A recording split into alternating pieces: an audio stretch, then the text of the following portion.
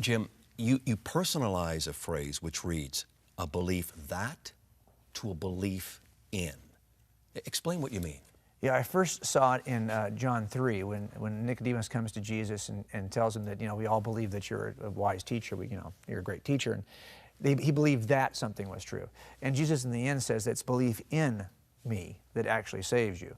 And so if you read through the entire chapter 3 of John, it's very compelling for me. And I saw it in action in my own life. In a case I worked many years ago working as an officer-involved shooting investigation, we get called out for those too. If an officer gets involved in shooting, the homicide team comes out to take a look and see how this went down. And the officer will typically walk you through the shooting scene.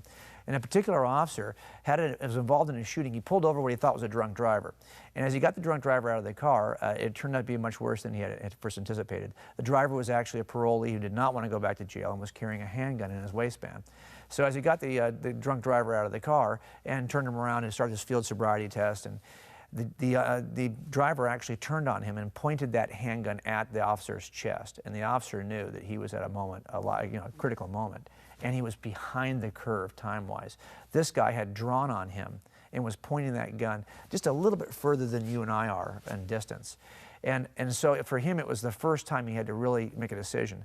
All along as young officers, we're trained that our vest will stop around. We see shoot tests, we see vests that are shot at, we can see what kinds of rounds they stop. So we believe that the vest can save us. But in that one moment, this officer had to move from belief that to belief in, because he told me, he just said, I just tensed my stomach muscles and I figured I'm just gonna take the first round. I can't do anything about this. I don't even have my hand on my gun. I'm just going to take this first round. And he had to, for the first time, trust in his vest, a vest that he knew could save him, but for the first time had to trust in it to do the very thing he believed that it could do.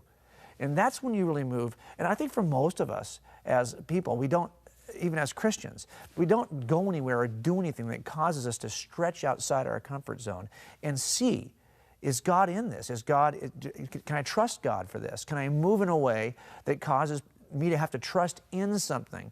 And for me, certainly, I first developed a belief that the Gospels were reliable, but that's not going to be sufficient. At some point, I've got to decide, am I willing to trust that vest with my life?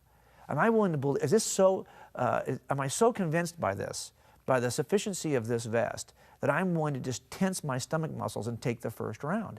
And that's what we have to do, I think, when we start to examine the Gospels. We're going to ask ourselves, is there enough good reason to believe that we can actually trust this and trust this with our lives?